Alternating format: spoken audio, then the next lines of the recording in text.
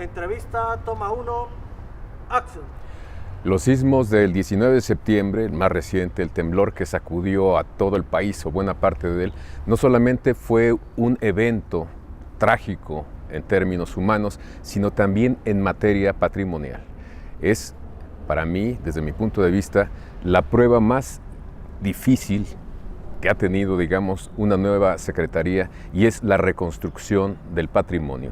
Para darnos cuenta o dimensionar qué significa esto, estamos con dos arquitectos, con el arquitecto Javier Cortés, gracias Javier por estar aquí en esta conversación, y con el arquitecto Francisco Serrano, quienes han seguido de cerca los trabajos y pueden darnos, digamos, el pulso de lo que han visto. Más o menos se puede hacer un balance general. Los inmuebles afectados fueron muchos, más de 1,800 me parece.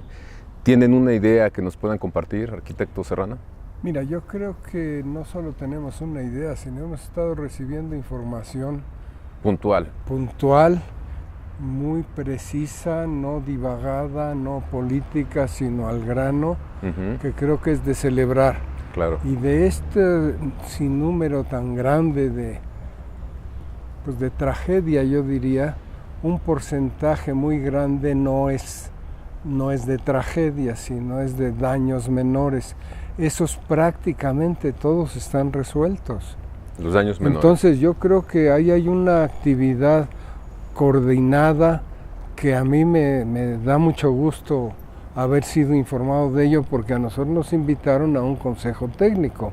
No formamos parte de ninguna institución, ni mucho menos. Entonces eso es de celebrar. Y ya hemos seguido, hemos tenido N reuniones, más o menos mensuales, en que la información siempre es precisa, bien hecha, lo cual creo que es de felicitar a México, no nada más a la Secretaría. Claro. Para tener una idea más clara, esos daños menores, ¿qué porcentaje representan? Y los daños mayores, ¿qué porcentaje? Mira, los daños mayores afortunadamente no son los más, ¿no? Aunque son muchos. Pero yo diría, salvo que me pueda yo estar equivocando, que alrededor de un 60%, 70% son daños menores. Hay que acordarse que también hay daños a los inmuebles y daños a los muebles, es decir, a los objetos, ¿no? Entonces es otra cosa que han llevado muy bien. Como es de suponerse, es muy fácil que ante una tragedia así, pues se dan hurtos y muchas cosas, y eso creo que lo tienen muy controlado, y yo creo que es algo que también hay que celebrar. Hasta donde yo sé, las propias comunidades fueron desde luego, como sabes, todas las comunidades, sobre todo yo conozco bien, sobre todo el estado de Morelos, todas esas grandes piezas escultóricas, entre comillas, o simplemente de memoria religiosa, tienen lo que llaman mayordomos, que son los que los cuidan. Y estos, en los casos que yo conozco, más la información que nos han dado, lo llevan y lo resguardan ellos. Lo cual creo que es un trabajo que, sobre todo en las comunidades pequeñas, este sentido de comunidad es muy claro ante estas cosas, ¿no? Igual que lo fue aquí en la Ciudad de México, ¿no? Entonces es un trabajo conjunto, sociedad civil, pequeñas comunidades, especialistas, por ejemplo, en arquitectura, arqueólogos, antropólogos. Así es. Y trabajaron de manera conjunta. Es la primera vez que esto ocurre, ¿no? Fíjate que yo tengo un recuerdo muy triste personal, que no voy a comentar ahorita, del 85. Y creo que la manera tan acelerada de atender muchas cosas ahora es mucho mejor que lo que se dio en 85. Y como testigo puedo decirlo, ¿no? Exactamente. ¿Hay algunos inmuebles que nos den, digamos, alguna idea de lo que se ha logrado? Porque se habla mucho de reconstruir, por una parte, o de modificar algunas estructuras. ¿Eso cómo se decide? ¿Cómo lo deciden los arquitectos? Bueno, mira, desde luego no se deciden por el capricho de uno, ¿no? No es importante que diga. Sino yo creo que lo que se debe hacer, hay una, yo diría que una consigna casi, que es la número 1. Que no se vuelva a caer, que no se vuelva a dañar el patrimonio. Esa es la primera. Después, maneras de arreglar eso, dependiendo de los casos, hay básicamente dos extremos. Uno que es reconstruir y volver las construcciones a ser iguales en lo posible a lo anterior, y otras en las que eso ya no es posible y hay que modificarlas.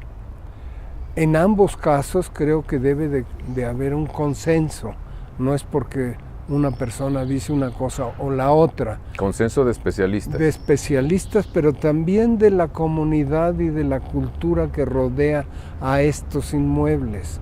Se habla de inmuebles como si fueran unas momias, ¿no? Son, por ejemplo, los templos son lugares de comunidad, lugares donde se celebran los ritos familiares, bla, bla, bla. Entonces no se pueden tocar libremente al arbitrio de un, entre comillas, especialista, no se vale. Y si no se concilia la idea del especialista o del conjunto de especialistas y de la comunidad, ¿qué se hace? Se tiene que buscar una manera de lograr esto que antiguamente se llamaba no solo conciliar, sino hay muchas maneras de conciliar. Todos los papás que educan a un hijo dicen que están conciliando, no, están educándolo. Yo creo que eso también sucede, ¿no? Bueno, entonces hay un proceso de educación también. Yo creo que de una parte y de la otra. De la otra. No se puede intervenir porque somos los que sabemos, sino tenemos que escuchar a la comunidad. Fíjate que en eso yo creo que los que hemos tenido la suerte de trabajar, no ahora en las tragedias, sino comúnmente, yo he tenido la fortuna de hacer muchas cosas en provincia, y si no oye uno a la gente, entonces uno se equivoca. No se equivoca la gente, el que se equivoca somos nosotros.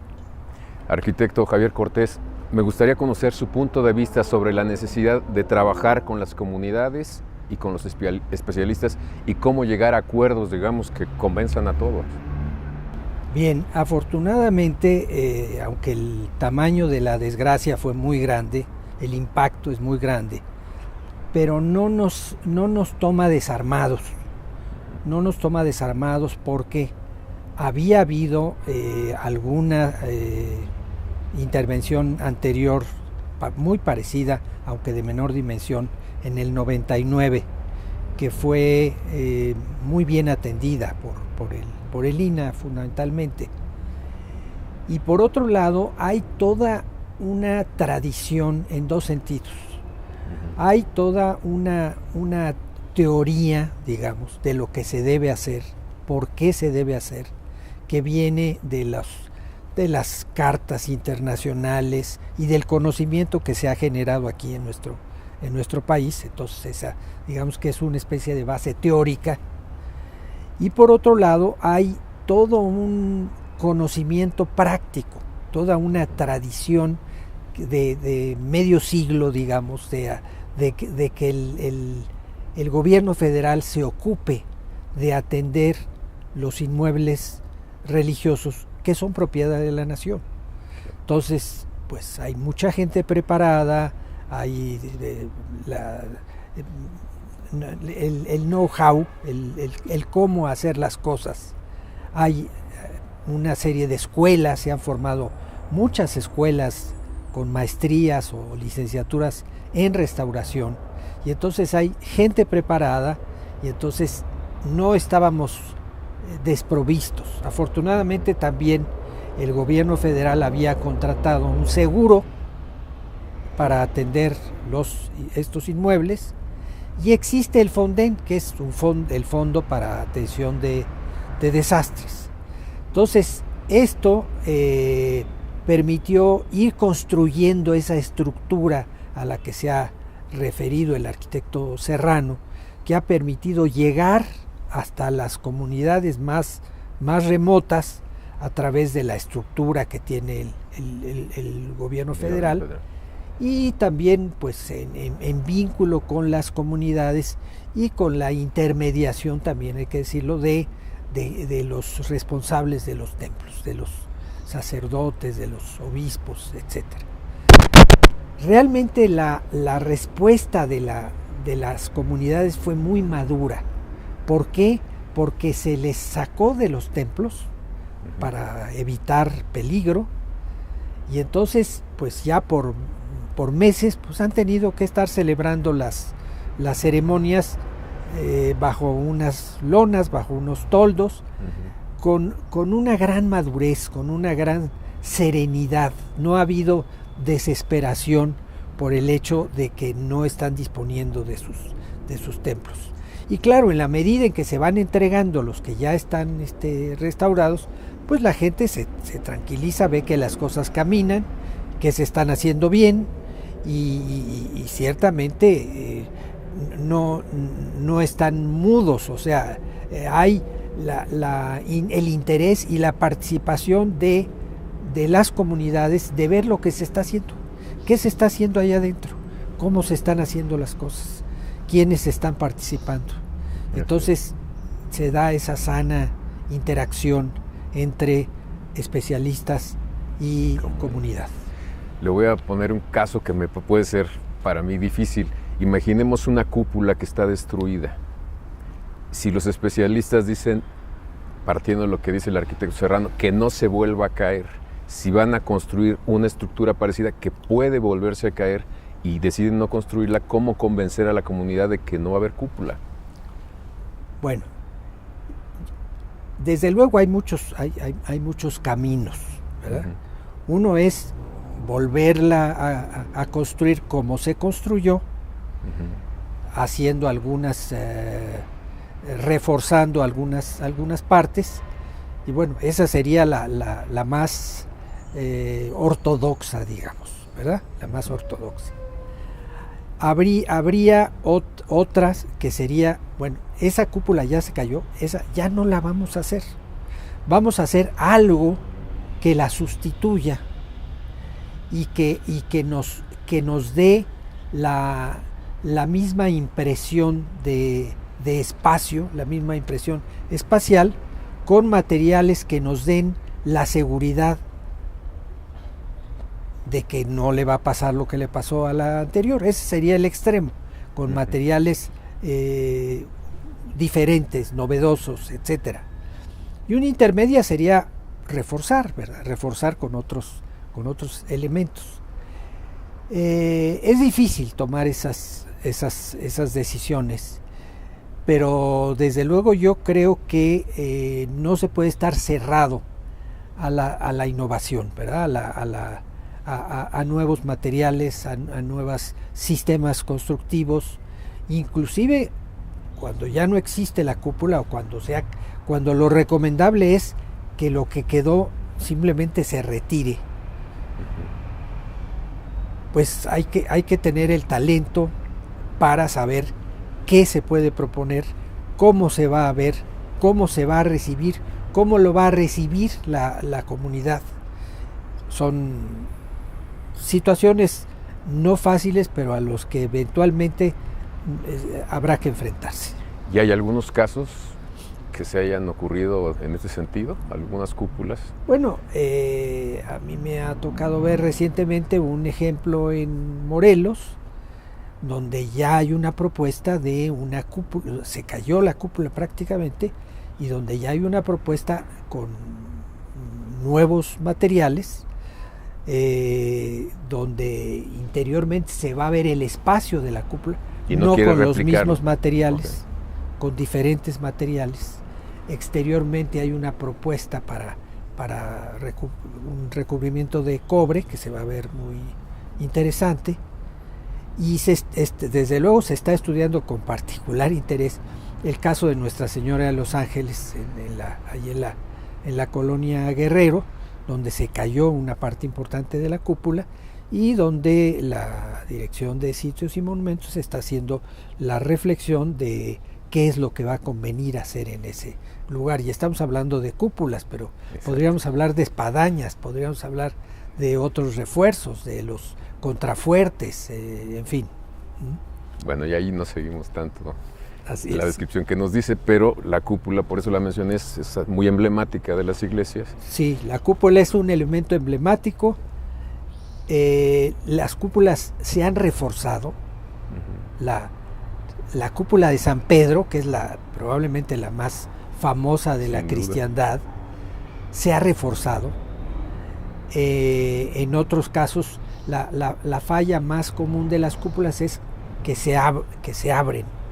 Y entonces, si se fajan, pues se evita que se abran, y eso se ha usado en otros lados. Entonces, pues uno es crear el nuevo elemento y otro es reforzar con materiales distintos, reforzar con acero, reforzar con fibra de carbono, en fin, hay procedimientos para que estén más seguras los elementos.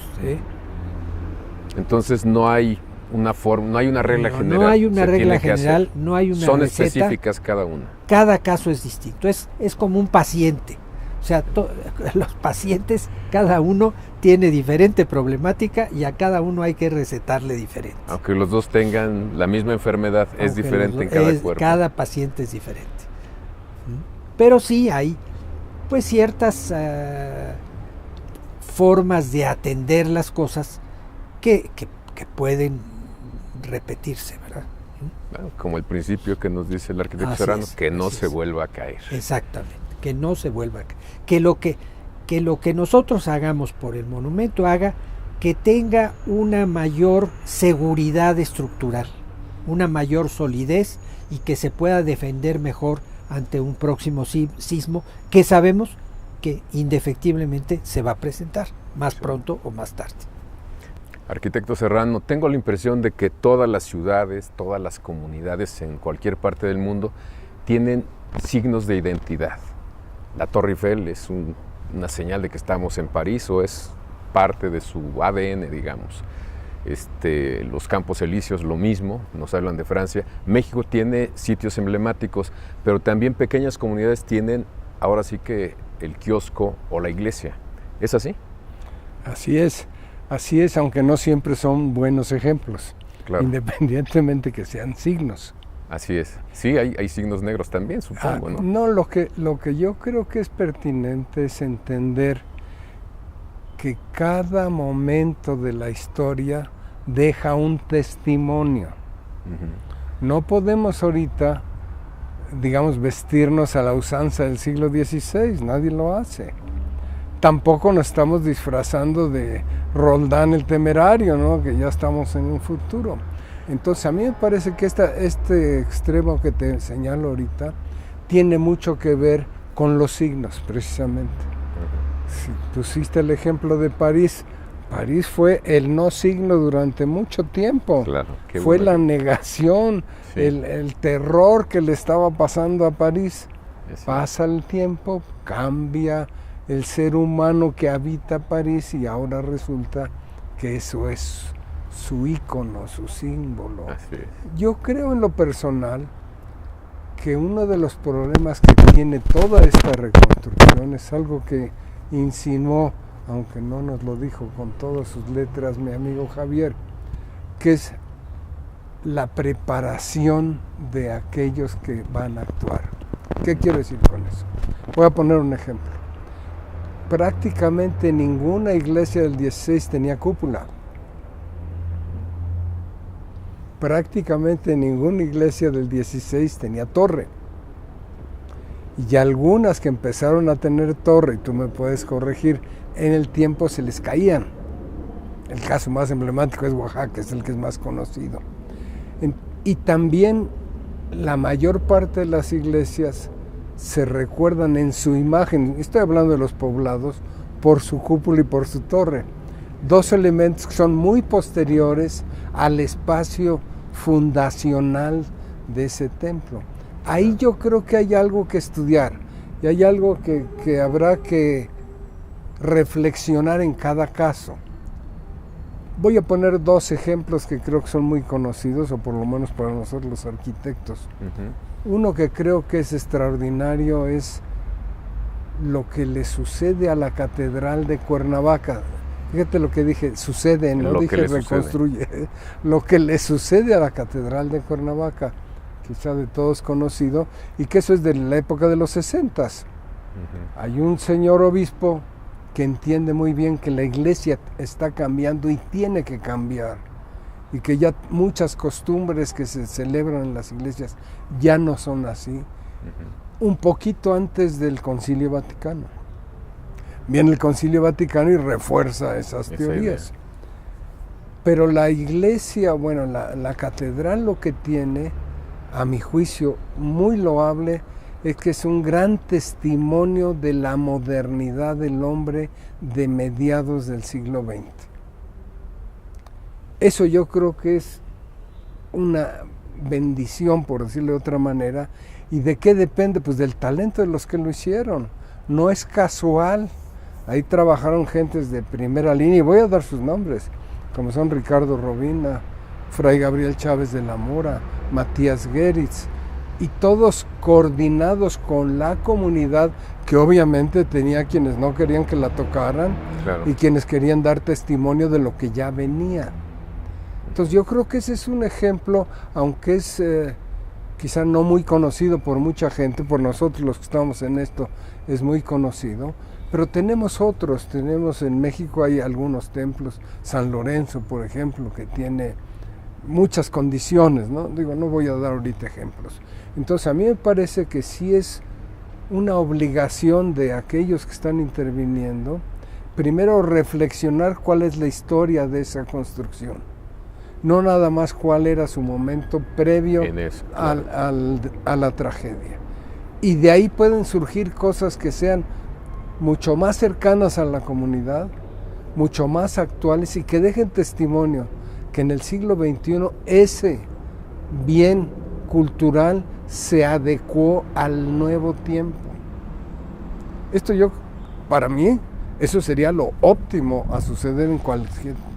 Y no, cuando hay no conciencia de eso, ¿cuál es el refugio más fácil? Si yo, voy a poner un ejemplo muy vulgar, si yo me hubiera encantado parecerme a mi papá, que fue un gran señor, carajo, pero no me parezco nada. Entonces, ¿qué puedo hacer para parecerme a mi papá? Pues no sé, voy a cantar como él. Pues sí, pero tu cara no tiene nada que ver con tu papá. Entonces, no sé si, el ejemplo es muy burdo, pero creo que habla de esta necesidad de ser del día de hoy. Y hay casos, en alguna conversación que tuvimos previa a esta, ustedes daban el caso de los atrios abiertos, que fue una innovación arquitectónica. Perdón que te interrumpa, yo creo que hay muchas cosas que se han perdido precisamente, como son los grandes atrios, pues se los ha tragado la comunidad. Siempre hay algún bandido que se quedó con un pedacito del claustro, otro que construyó en parte del atrio, el que desapareció las capillas pozas porque le estorbaban, etcétera. Eso es malo, pero es un testimonio del tiempo, aunque sea malo, ¿no? También es cierto. Entonces, yo lo que invito, y lo hemos dicho en nuestras reuniones, lo que invitamos siempre es hacer lo mejor que sea posible después de analizar cada tema en particular y no tratar de generalizar para A o para B. También hay que acordarse que las comunidades, por ejemplo, de Hidalgo o de Morelos, no tienen nada que ver. Yo he tenido la oportunidad de hacer trabajos contemporáneos en los dos lados y nada que ver. Es decir, lo que solicita A y lo que solicita B no tiene nada que ver, y es entendible. Tiene que ver su tradición, su clima, su terreno, bla, bla, bla, ¿no? Entonces, a mí me parece que lo que se está haciendo ahorita, y por eso me felicito de tener la oportunidad de conocer todo esto de primera instancia, está en el camino correcto, no tiene dogma. Esto me parece fundamental. De toda esta información que han recibido este consejo, hay, supongo que cosas muy útiles. Se va a hacer una especie de memoria. Estos registros servirán en otro momento para otras cosas que tengan que ver con reconstrucción o... Definitivamente, mira, todo lo que alguien haga bien es un acervo para la comunidad. Todo. Hay demasiadas cosas que se hacen bien que nadie atiende. Sí. Digo, y hablo de cosas cotidianas, sí, no hablo de templos. Entonces, a mí me parece que es, como dice el proverbio chino, ¿no? Las crisis son oportunidad, ¿no? Esto no se nos olvide. Arquitecto Javier Cortés, ¿qué oportunidades nos ha dado esta tragedia, digamos, para el futuro? Bien, yo creo que estamos en este momento en el punto de inflexión. ¿Por qué? Porque lógicamente los edificios, los monumentos que se han venido interviniendo son en general los de daño moderado. ¿Por qué? Porque los otros necesitan una reflexión mayor y una preparación mayor. Los de daños moderados, pues estamos hablando de inyección de grietas en muros, en bóvedas, etcétera, que son procedimientos muy conocidos, muy manejados por los diferentes equipos de los 11 estados que tuvieron que ver con el asunto. ¿Eso es lo que pasó con Santa Prisca? En Santa Prisca también los daños no fueron daños mayúsculos, no fueron daños mayores. O sea, hay desde luego afectación en la cúpula, en una serie de elementos decorativos, en los pináculos, etcétera, pero no son daños que estén fuera de lo que comúnmente se presenta y se atiende. En este momento se van a empezar a estudiar los daños mayores. O sea, se han venido estudiando, pero se presentan y se discuten. Hay también un foro técnico, científico, donde los equipos de los distintos estados van y presentan los casos más difíciles y más interesantes. Y entonces ahí se presentan las propuestas de solución, y eso se discute pues con gente que tiene mucha experiencia, muchos años de tratar con estas cosas, pero desde luego el problema fundamental suele ser el de la teoría. ¿Hasta dónde podemos avanzar? ¿Hasta dónde tenemos que tratar de respetar al máximo el mensaje que existía en ese edificio, y en qué momentos podemos ya entrar a cambiar, a sustituir, etcétera? Y yo pienso que hay 3 situaciones que nos permiten cambiar que nos permiten introducir un elemento nuevo. A ver, ¿cuáles son?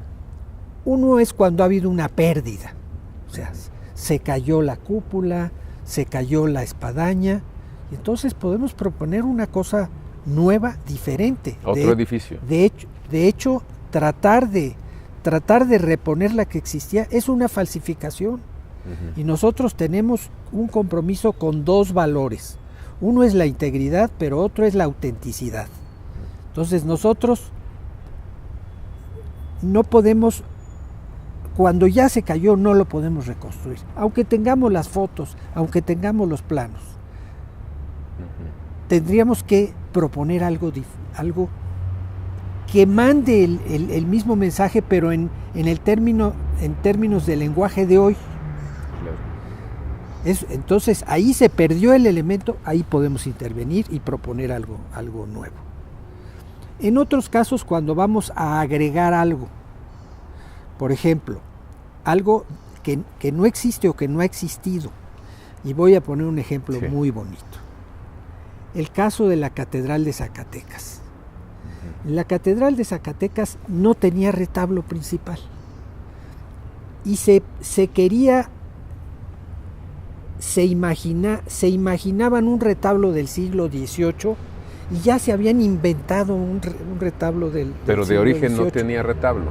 Lo tuvo y no había ni foto ni nada. Entonces, ahí, con la postura que muy bien defiende el arquitecto Serrano, se dijo: no, esta es la oportunidad de que nuestro siglo, de que nuestro momento deje su testimonio, deje su mensaje.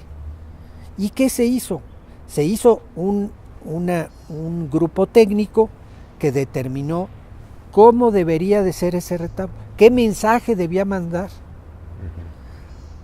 Y luego se hizo un jurado y se invitó a un grupo de una docena de artistas y arquitectos a que presentaran sus proyectos, y se seleccionó el mejor. Se seleccionó un proyecto de Marín como escultor y los Gantús como arquitectos, y se construyó el retablo. Y es O sea, nuevo, diferente. Totalmente. Hubo que convencer desde a las autoridades religiosas y hubo que poner de acuerdo a todos y invitarlos al jurado. O sea, los representantes de las autoridades en el jurado, con los del INAH, con los conocedores de monumentos, etcétera. Y el resultado es espléndido, pero no había el retablo, no existía el retablo. Entonces, ahí estamos incorporando un elemento nuevo. Algo. Un elemento nuevo. O cuando se hizo el altar mayor de la Catedral de México.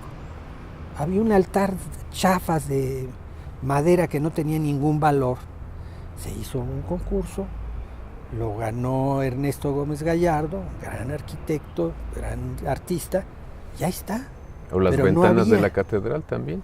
Las Tragamos, las ventanas de la catedral, ahí hay un ahí sí hubo un conflicto. Por una razón. Porque la catedral estaba pensada con una determinada luminosidad y la obra de Matías la oscureció. Entonces allí hubo un conflicto que finalmente hizo que pues se fueran perdiendo poco a poco las ventanas. Se restauraron recientemente, pero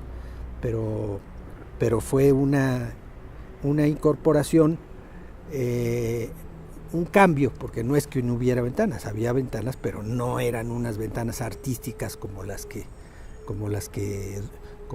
dotó Matías Geritz. Entonces, cuando no hay un elemento, se puede hacer una nueva. Se vale y está bien. Incorporación. Funciona como o cuando se Zacatecas. perdió, ¿verdad? Claro, o cuando se perdió. O cuando vamos a agregar algo como en tantos, sobre todo en los edificios civiles, el decíamos también el de Oaxaca, ahí se rescató un antiguo convento que es el de San Pablo y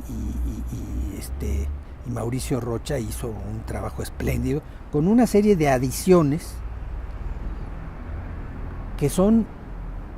que armonizan de manera muy talentosa con la parte histórica del monumento. Entonces, sí se puede, hay que ver en qué casos, hay que ver cómo, y con mucha calidad y mucho talento. Y sin tratar de inventarse lo antiguo. Eso sí es un pecado que Eso no es se falso. puede permitir. Así es. Hay aportaciones, digamos, de los especialistas mexicanos al mundo en este tipo de trabajos.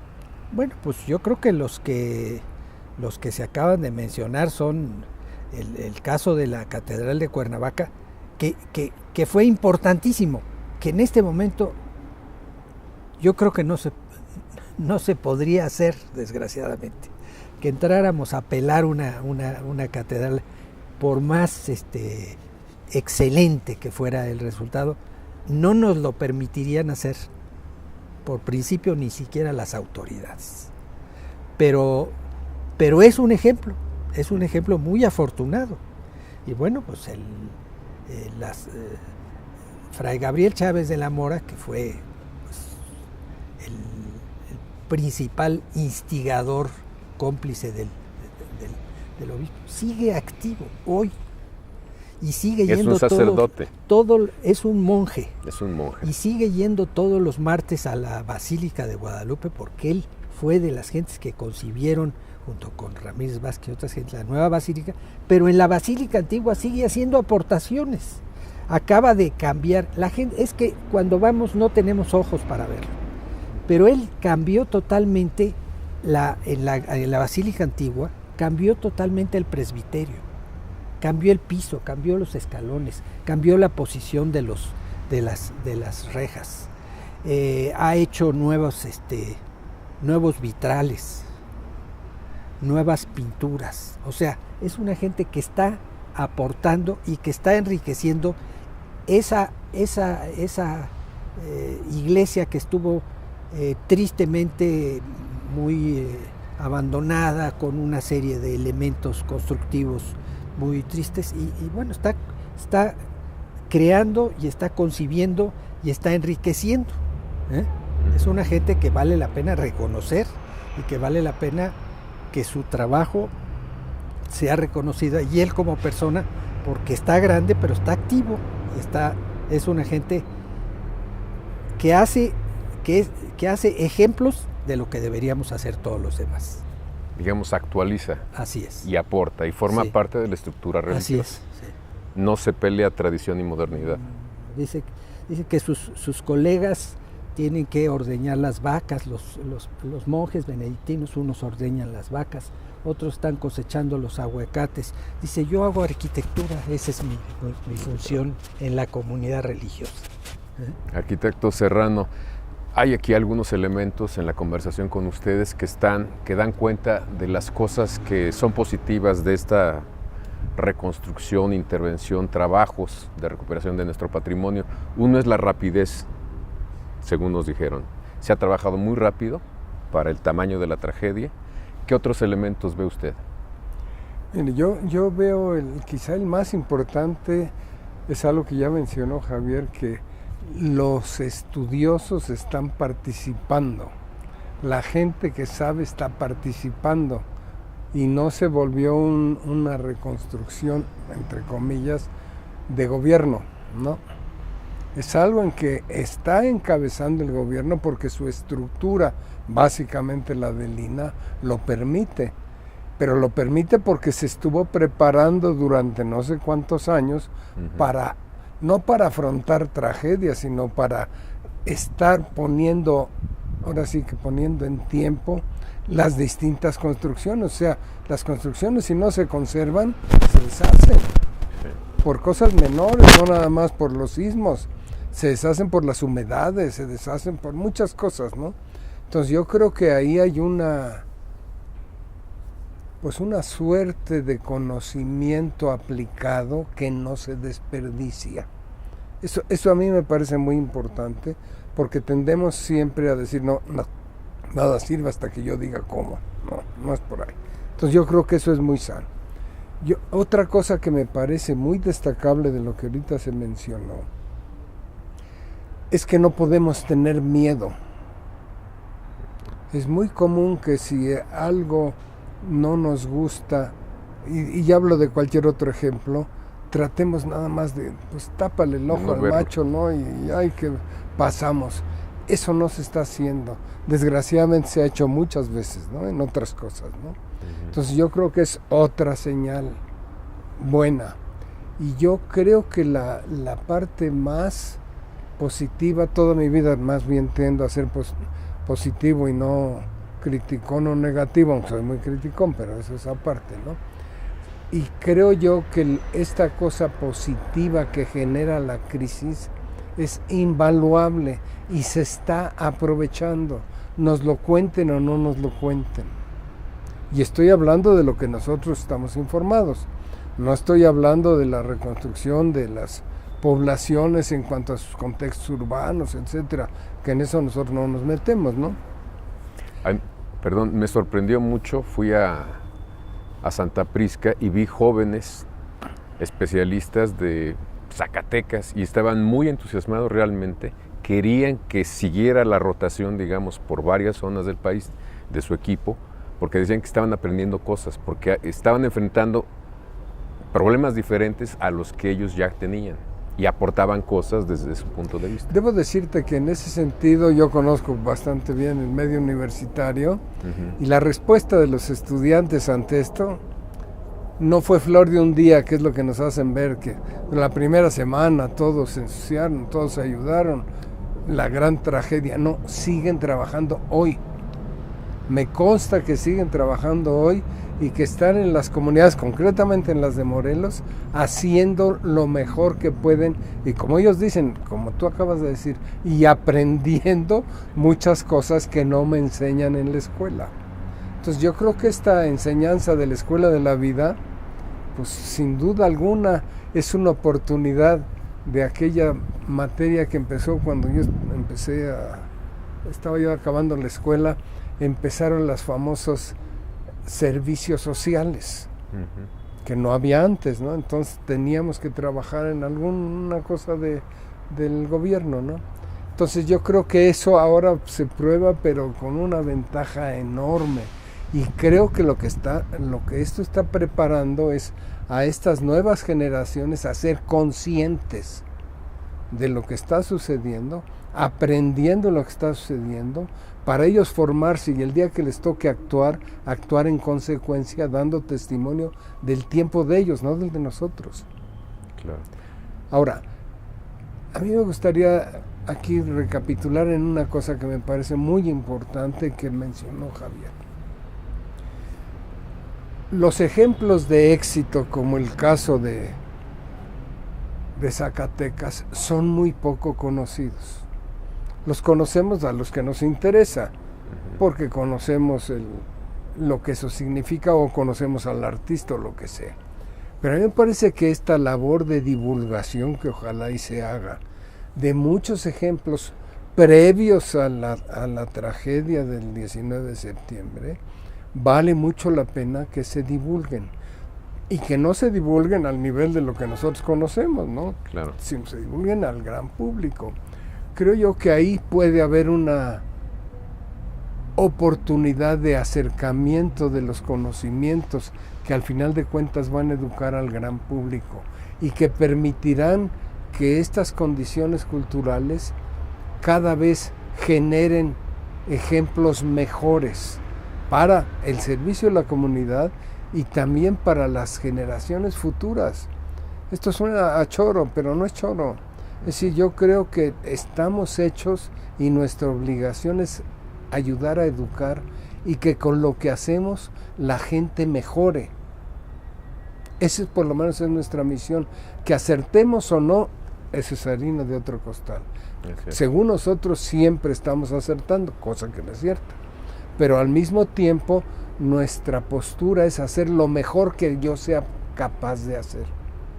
Y yo creo que esa enseñanza, este tipo de, insisto, de crisis, ayuda a que suceda en un tiempo mucho más corto. Porque si yo le estoy contando a la gente, ay, fíjate que, no sé, en la época del... Mejor me voy a callar porque mi ejemplo es muy malo y voy a meter en líos a alguien, no, mejor no. Pero vamos, cuando se exagera esto, sí, pues creo que caemos en un error que es muy grave. Yo lo que invitaría a todo aquel que vea esta breve conversación que estoy teniendo con ustedes, que lo que anime es a hacer, no a decir, sino a hacer. ¿Qué puedo hacer yo para mejorar esto? ¿En qué puedo intervenir? ¿En qué puedo opinar? Obviamente bajo la óptica del conocimiento, no opinar porque se me da mi real, ¿no? Y creo que eso lo que va a hacer es hacer que las comunidades sean más ricas.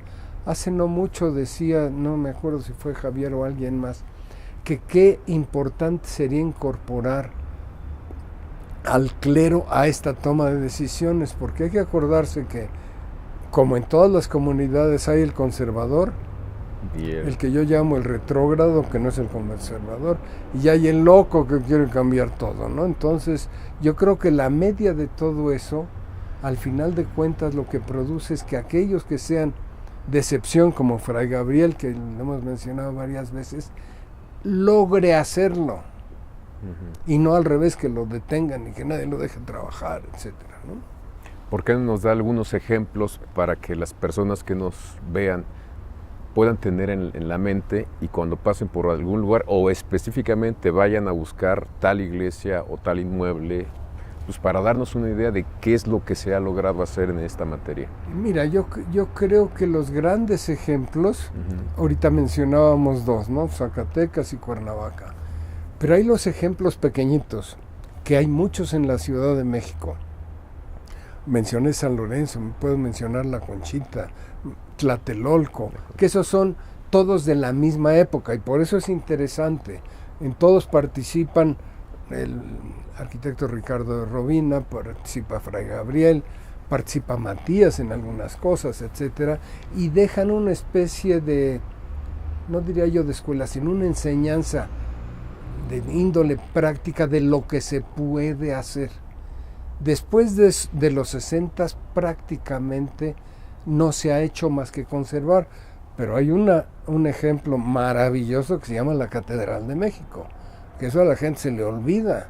La Catedral de México estuvo a punto de desaparecer y que gracias a la tecnología de gente de México, gente comprometida, han logrado que eso siga en pie. Pero esto nadie nos lo cuenta. No, eso lo vio muchísima gente también.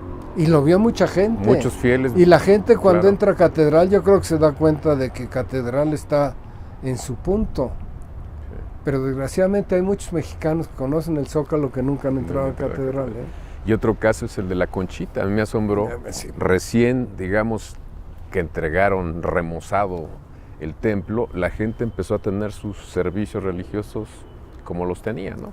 Fíjate que el caso de la Conchita es muy bueno también, pero hay otros chiquitos. Yo recuerdo, que no viene mucho al caso, pero recuerdo de una comunidad que conozco que está cerquita de Jiquilpan, donde arreglaron una hacienda para hacer de una familia, ¿no? Pero fue tan importante lo que hicieron en eso, que la capillita de esa hacienda se volvió la capilla de la zona. ¿Por qué? Porque no era por el templo en su forma arquitectónica, sino que esa forma arquitectónica significaba una serie de servicios que se empezaron a ofrecer a esa comunidad, como era escuela, salud, etcétera, ¿no? Que es muy común eso en nuestras poblaciones pequeñas, ¿no? Así es. ¿Algo más que nos quiera compartir de esta experiencia complicada, pero también con oportunidades?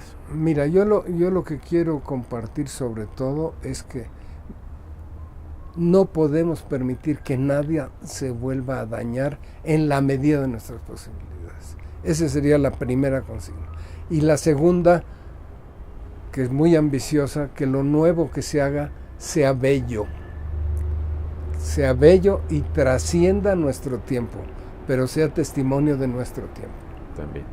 Arquitecto Cortés, ¿algo más que nos quiera compartir en esa conversación? Sí, dos principios.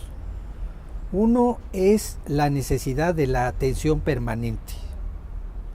¿Por qué? Porque nos acordamos del patrimonio el día que hay un sismo, el día que hay un problema. Y se nos olvida que las cosas se tienen que estar atendiendo constantemente. O sea, que no puede ser que a la azotea, a la cubierta de un templo, no se suba nunca a revisar, a quitar el casco de refresco que está tapando la bajada de agua, a quitar las varas de los cohetes, y los problemas muchos se generan por la incuria, por la falta de atención, por la falta de mantenimiento.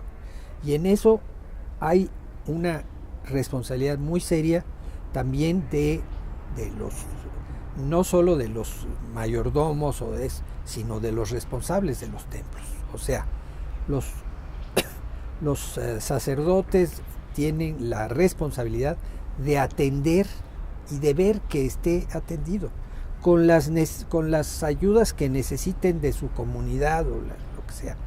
Pero las cubiertas deben estarse atendiendo, las bajadas de agua deben estarse atendiendo, porque por ahí empiezan normalmente los problemas.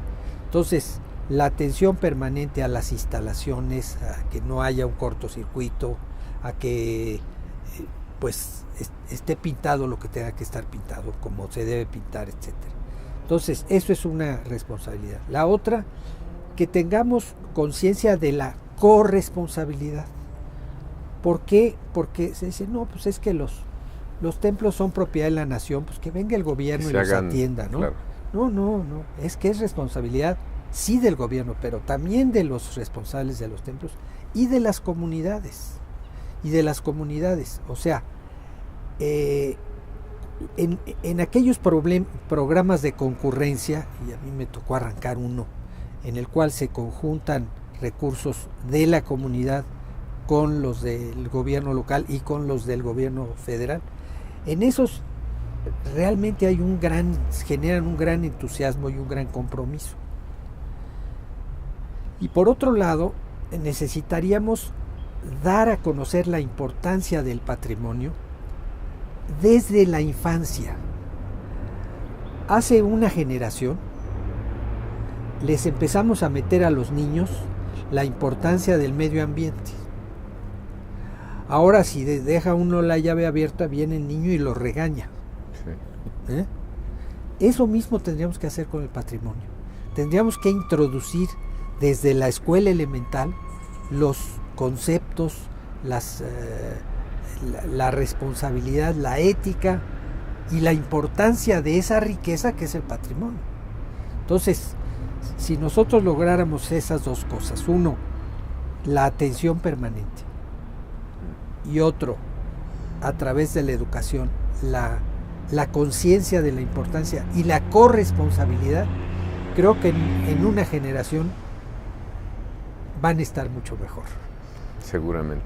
Pues muchas gracias por esta conversación muy esclarecedora para revalorar, digamos, lo que tenemos al otro lado de la esquina o al cruzar la calle, que da testimonio de nosotros. A veces son edificios no a nuestro gusto, pero sí a nuestro tiempo, el que pasó y el que tenemos presente. Gracias. Y seguimos aquí.